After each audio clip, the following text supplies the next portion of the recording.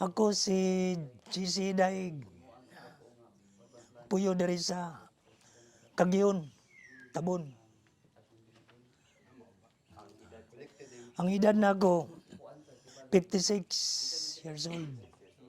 Kano sa ka nagsugod sa 1990. 1990 1998? jud ko nagsugod.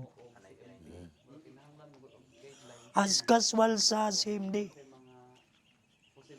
Unsay mga posisyon nimo sa Pico? Ang posisyon ako sa Pico, primero na akong sulod. Mason fabricator insulator. Pila ni siya katuig, sir? 8. Walo katuig. Di ako naputlan og tudlo. Unsay sunod nimo nga kuan, sir, after sa Mason? Tuser sa lagpan. Magpahabwa mi kahoy sa dagat. Mo na nga 2 years. Ng 2 years. Dayon.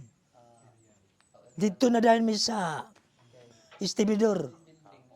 Magkarga mi og kahoy sa barko, papel, magdiskarga mga papel.